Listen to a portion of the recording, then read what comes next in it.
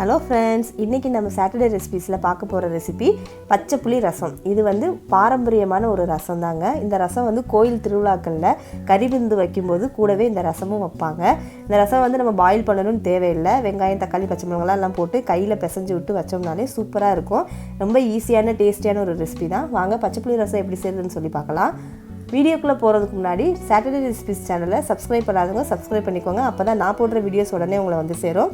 பச்சை புளி ரசம் செய்கிறதுக்கு தேவையான பொருட்கள்: ஜீரகம், உப்பு, தக்காளி, மல்லி இலை, பச்சை மிளகா, சின்ன வெங்காயம், கருவேப்பிலை, புளிக்கரைசல். இவ்வளோதாங்க தேவையான பொருட்கள். நான் மெஷர்மெண்ட்ஸ் டிஸ்கிரிப்ஷனில் கொடுத்துருக்கேன், நோட் பண்ணிக்கோங்க. ரசம் செய்கிறதுக்கு முன்னாடி அகலமான பாத்திரம் எடுத்துக்கோங்க. அந்த பாத்திரத்தில் 50 கிராம் சின்ன வெங்காயம் பொடிப்பொடியாக கட் பண்ணி ஆட் பண்ணிக்கோங்க.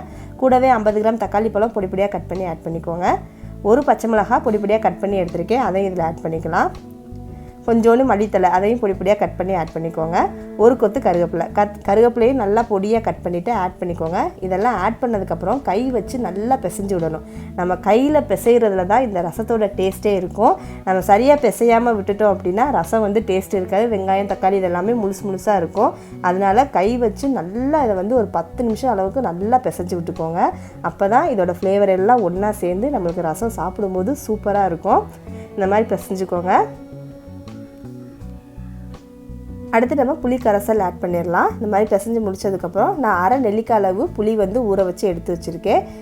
இது கூட 1 டம்ளர் தண்ணி ஊற்றி புளியை கரைச்சி எடுத்துருக்கேன். இப்போ இதை நம்ம வடிகட்டிக்கலாம். வடிகட்டி இதில் ஆட் பண்ணிக்கலாம். ஆட் பண்ணிவிட்டு மறுபடி இதை வந்து கை வச்சு நல்லா பிசைஞ்சு விடுங்க. தேவையான அளவு உப்பு ஆட் பண்ணிக்கலாம். ஆட் பண்ணிவிட்டு நல்லா பிசைஞ்சுக்கோங்க. இப்போ இந்த புளியோட ஃப்ளேவரு, நம்ம ஏற்கனவே பிசைஞ்சிருக்க வெங்காயம், தக்காளி, இந்த ஃப்ளேவர் எல்லாம் ஒன்றா சேரணும். அதனால் நல்லா கையில் வந்து தக்காளியை மசிச்சு விட்டு பிசைஞ்சுக்கோங்க. இப்போ நான் வந்து 250 ml தண்ணி ஆட் பண்ணியிருக்கேன். ஆட் பண்ணிவிட்டு இதை நல்லா கலந்து விட்டுக்கோங்க. இப்போ நீங்கள் தண்ணி ஆட் பண்ணதுக்கப்புறம் புளிப்பு, உப்பு பார்த்துக்கோங்க. கூட இருந்தது அப்படின்னா கூட கொஞ்சம் தண்ணி ஆட் பண்ணிக்கோங்க. போதுன்னா நீங்கள் இதோட ஸ்டாப் பண்ணிக்கலாம். அடுத்து 1 டேபிள் ஸ்பூன் சீரகம். இந்த சீரகத்தை வந்து கையில் போட்டு நல்லா கையில் கசக்கிக்கோங்க. மிக்ஸி ஜாரில் போட வேணாம், பொடி இருந்தால் ஆட் பண்ண வேணாம், கையில் கசக்கி ஆட் பண்ணிக்கோங்க.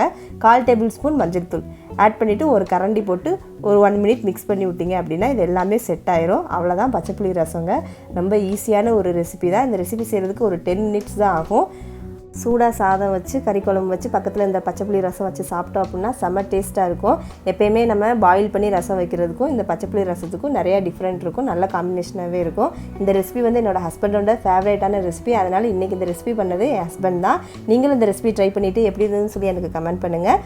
இந்த வீடியோ உங்களுக்கு பிடிச்சிருந்தால் லைக் பண்ணுங்கள், ஷேர் பண்ணுங்கள். அப்படியே நம்மளோட சாட்டர்டே ரெசிபிஸ் சேனலையும் சப்ஸ்கிரைப் பண்ணிடுங்க.